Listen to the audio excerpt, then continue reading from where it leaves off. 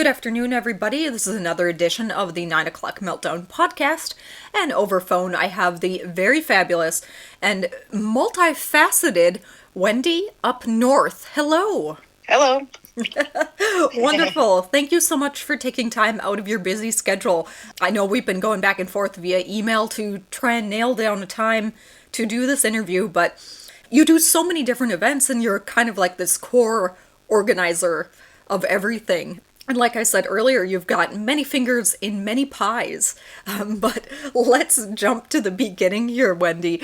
How did Wendy Up North start? Was this just kind of something that culminated over years and years of being involved in different things? Or was it something that you wanted to put to the forefront, kind of being a networking organizational facet?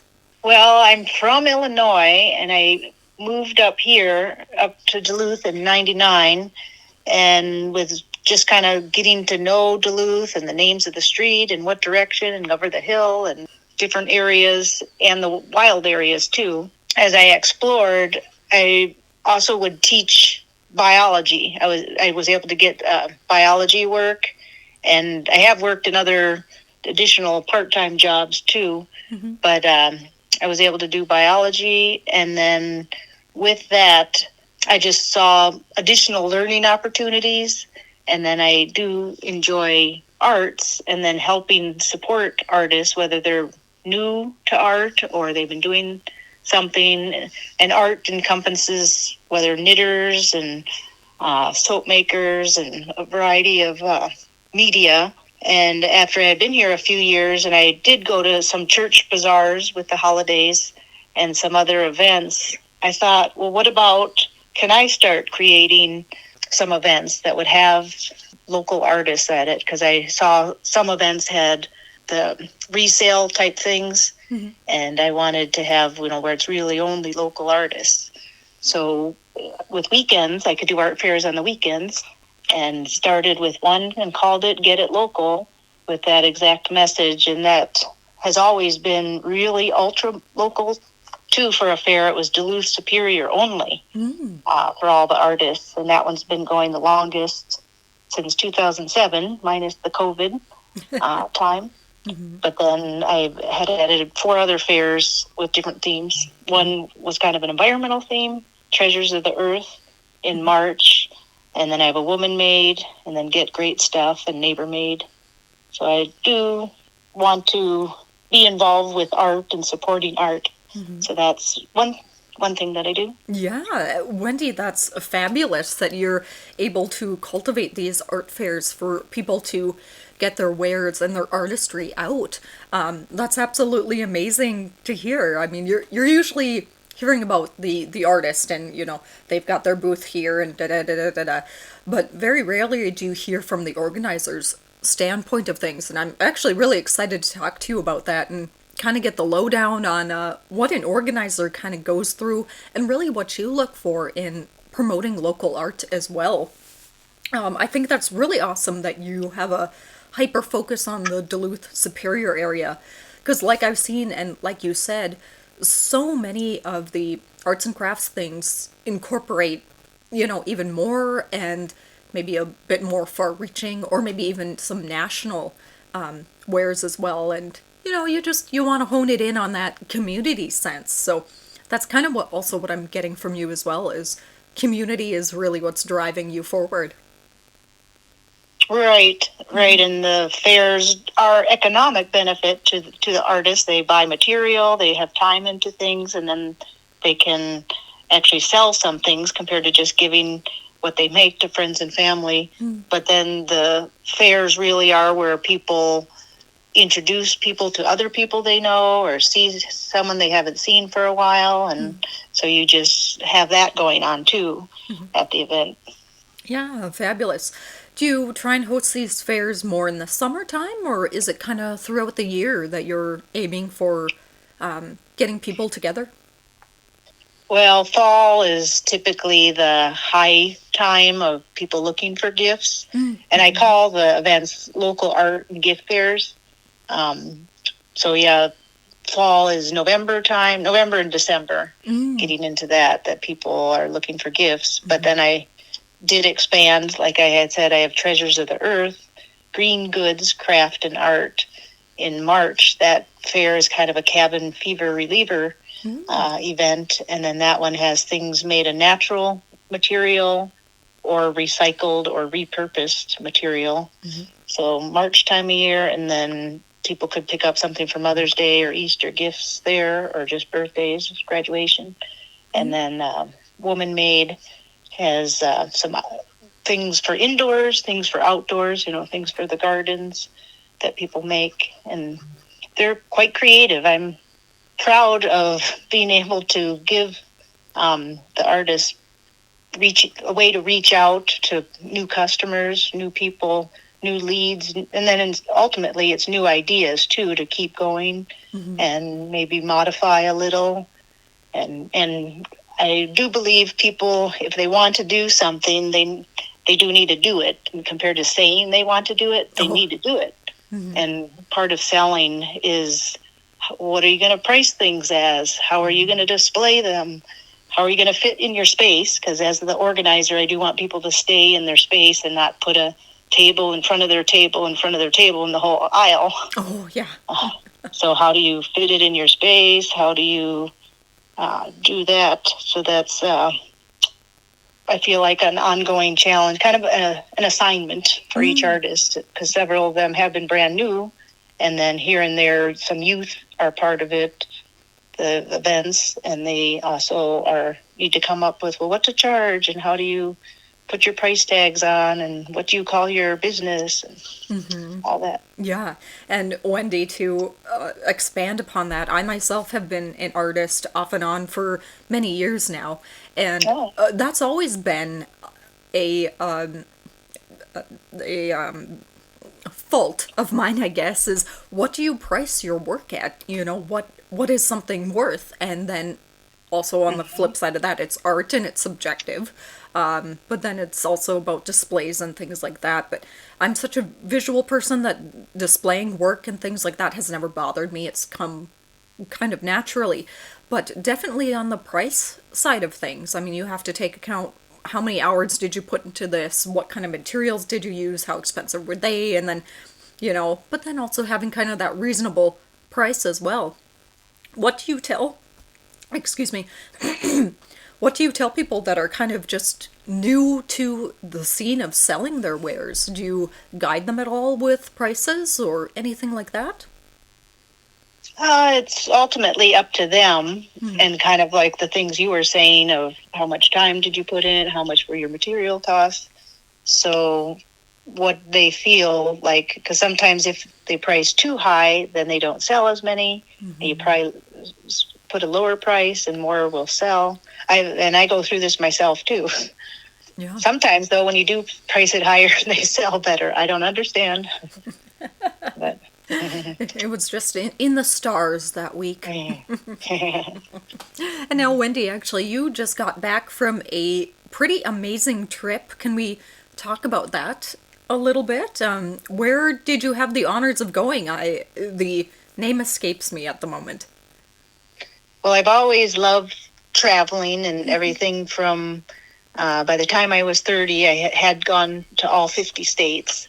Wonderful. And had done biking across some of them, even. And then I lived in Alaska for a summer, my last year in college. But then I internationally like to go places, and when it works out, it's great. And my husband happens to be from New Zealand, so we've been there a lot of times visiting. And then his brother lives in London, and 12 years ago we visited him, and this was the time after COVID and that we were able to go and visit again.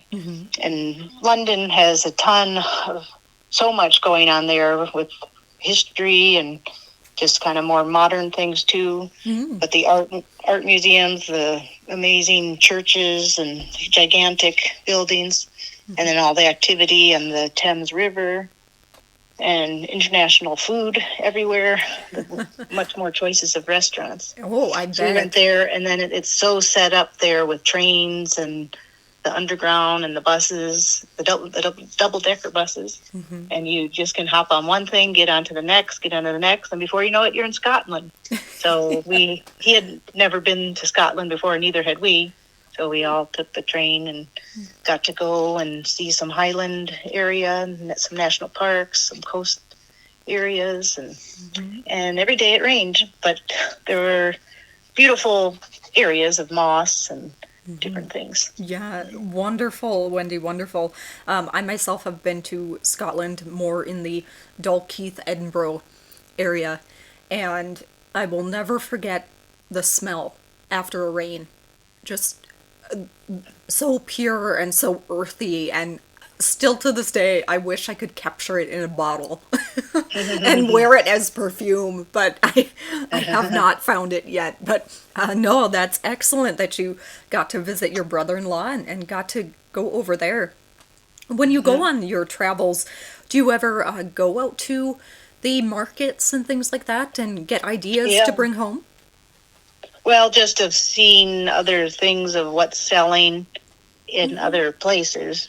Like we went to the Portobello market, and a person had a lot of old coins, and so I was like, we bought some 100-year-old coins, and it's just kind of fun to see what else is out there. And then the markets that are more different food things, and they have many more choices of cheese than we do. I bet. I can only imagine. Some great artisan cheese over there, I would imagine. Fabulous. And now, then it was, no, go ahead. and then it was neat. Yeah, my husband's brother does renovations, and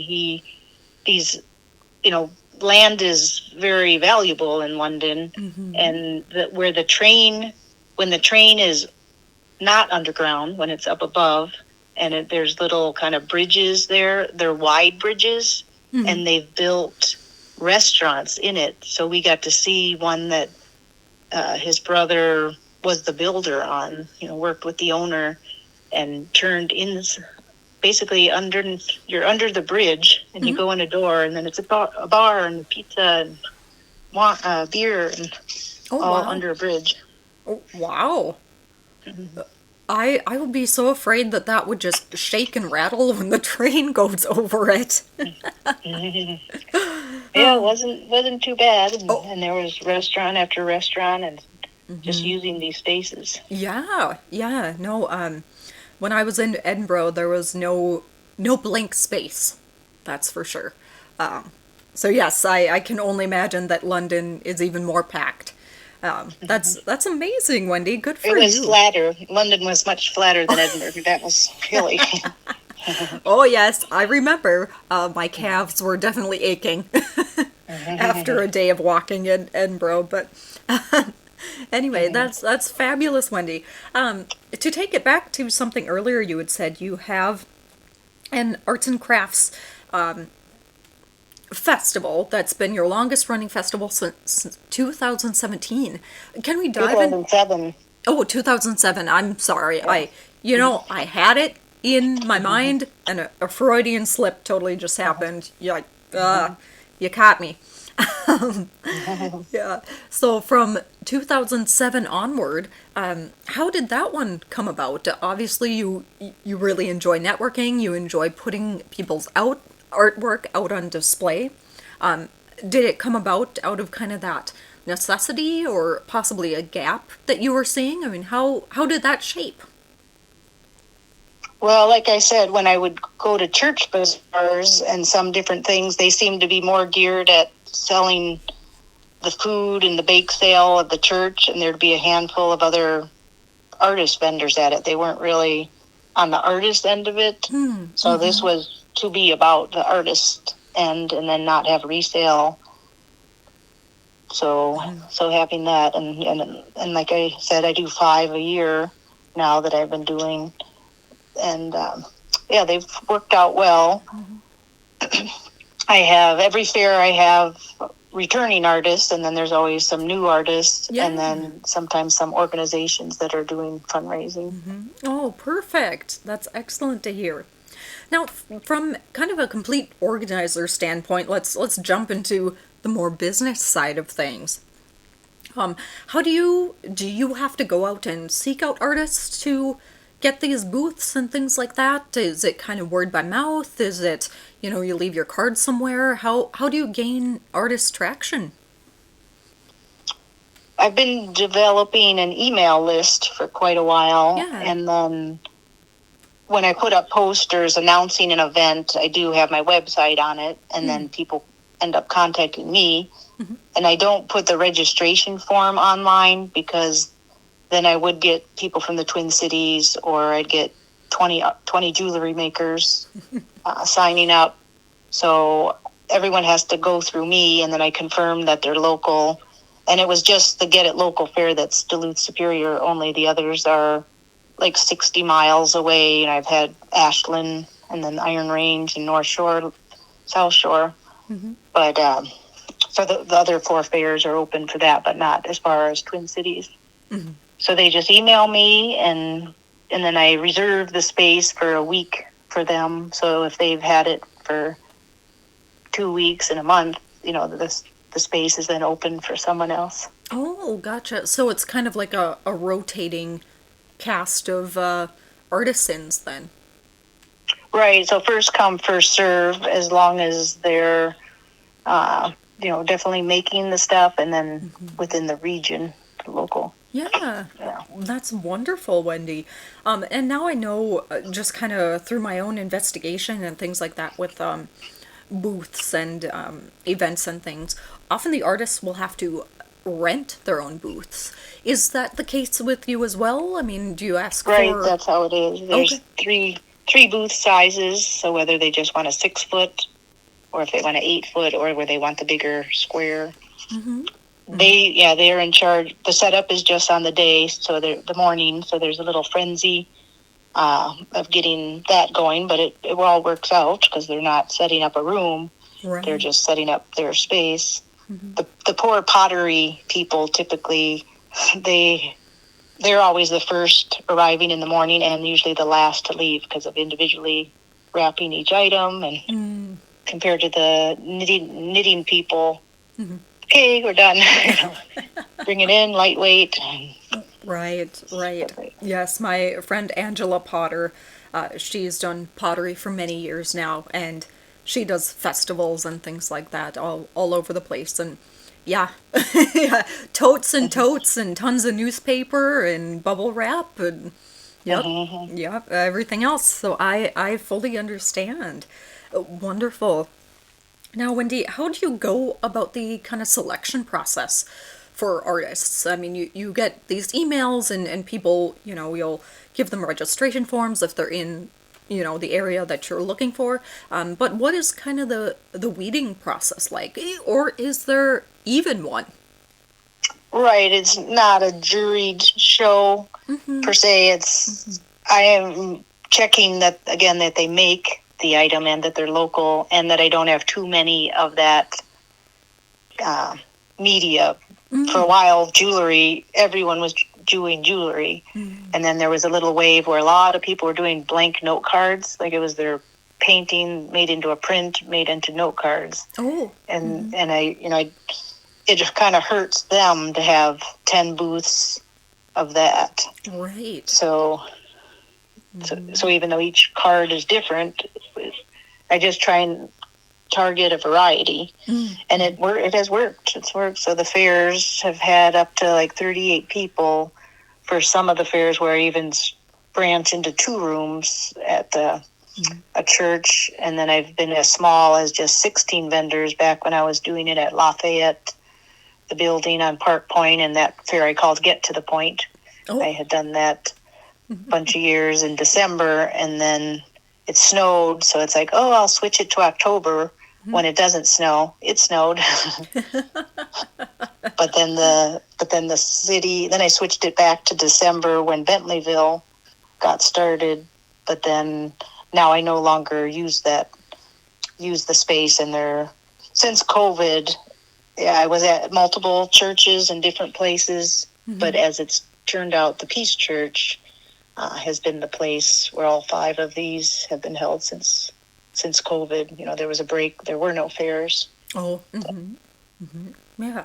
How did COVID kind of work for you? Was it, I mean, obviously it was detrimental to everyone in some facet, but did you have to just kind of put on the brakes for everything, or were Yep, you yep. kind of looking ahead and kind of planning your next steps? What was that process like?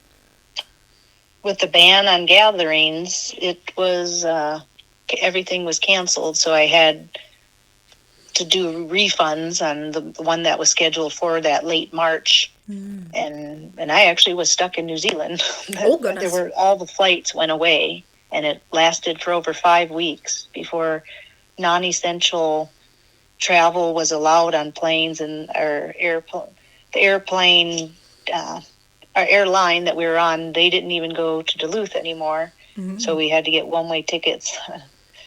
But back in Duluth, everything was shut down, so that end of March fair was canceled. So refund everyone. The July one was canceled, no gathering yet. The fall ones were canceled. The next March was still canceled. So it was a year and a half. It was the July Woman Made. That was the first one coming back with masks required. And then by the fall, it was masks optional. Yeah. I bet that was a huge relief to you and the artisans to be able to get together again. Right, right. And some took longer to feel like they even would want to be in a room with more people. It still isn't really the same. I go to places that are very crowded, and so for some people it's okay. They feel it's okay, but then, depending on the age and health of someone, they just kind of step back and don't go out as much. And I can fully understand that. I've got people that do the same in my life. Wendy, to kind of switch gears a little bit, do you have a favorite story from one of your artisan adventures that you could share with us? Um, Or are they all your favorite? yeah, I feel like I don't really have a favorite fair or favorite artist. I don't want to say that.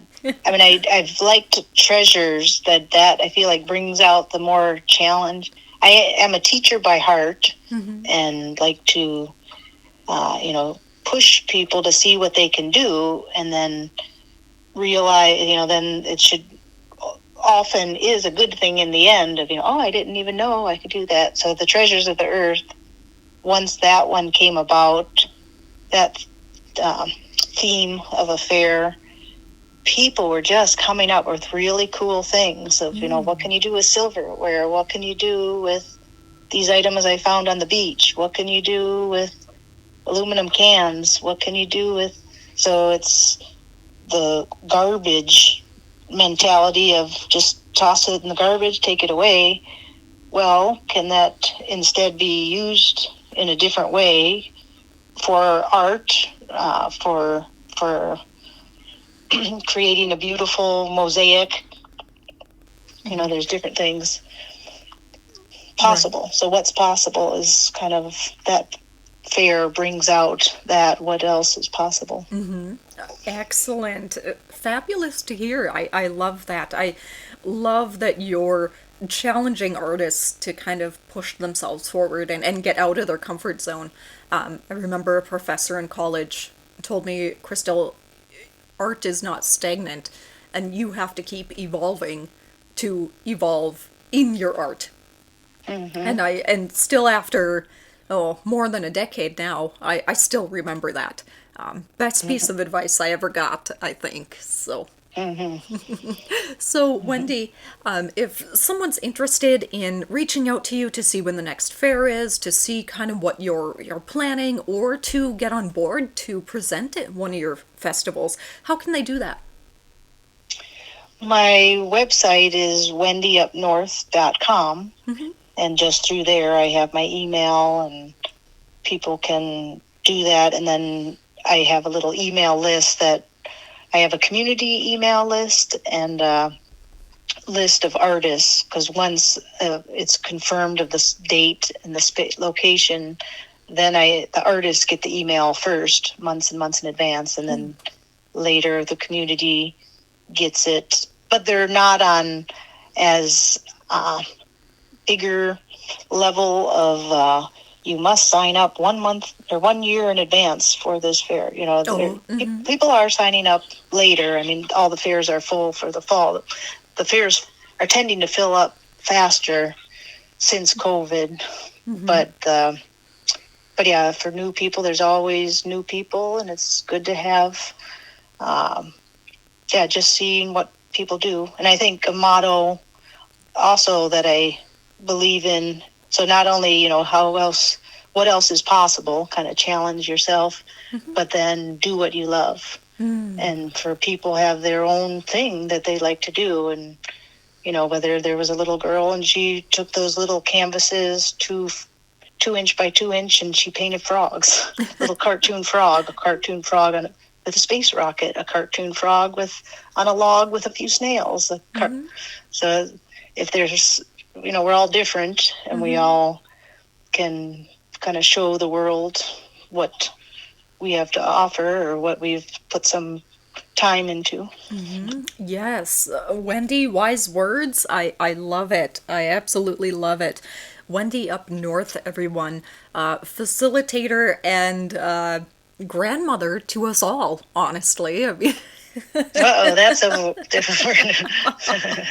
I mean, you've got so much advice and this plethora of knowledge and things like that.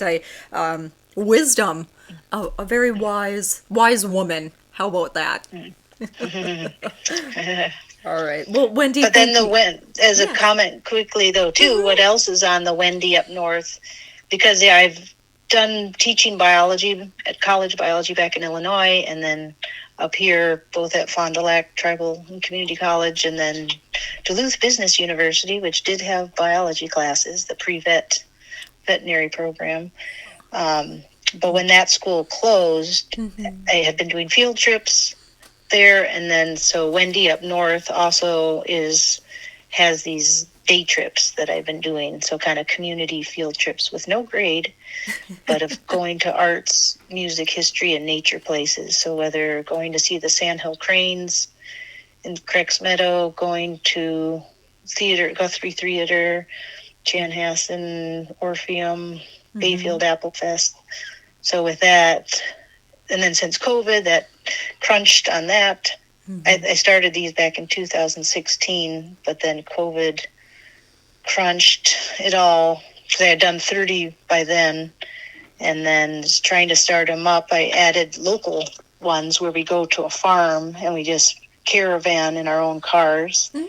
And then this year, in the winter time, because some people say, oh, summer, I'm too busy. And so trying to figure out when and where. But for winter time, I have a new event and it's sold out, but I'm calling it Meal in a Mansion.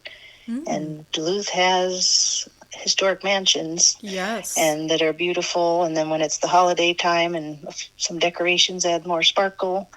And then to have a nice multi-course meal and some live music. And I do dulcimer playing, and so I'll do some of that, and there'll be some singing groups that will be coming.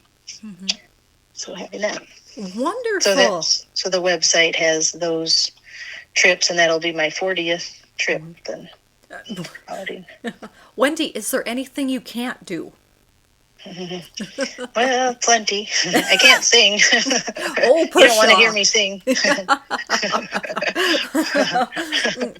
Wendy, you're absolutely fabulous and a diamond in the rough, completely and utterly. Thank you so much for taking time out of your busy schedule to talk with me and the wider world about Wendy Up North and all these different things that you've got going on for the Northland and artistry and adventures. I love it. You're all about adventure, and I absolutely love it. It's an interesting world out there, and I think biology is partly to observe and just what else is there? What does an insect hear? What does a dog smell? What does there's more and more questions that the world goes on and on. There's a lot we don't know.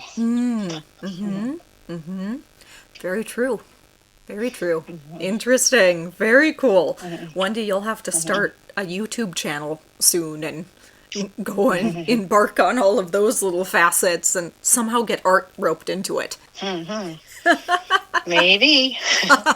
Hey, you didn't say no. All right. Well, Wendy, have a great rest of the afternoon and thank you so much. This will not be the last time we talk. Okay, well, Of course. Have a great day.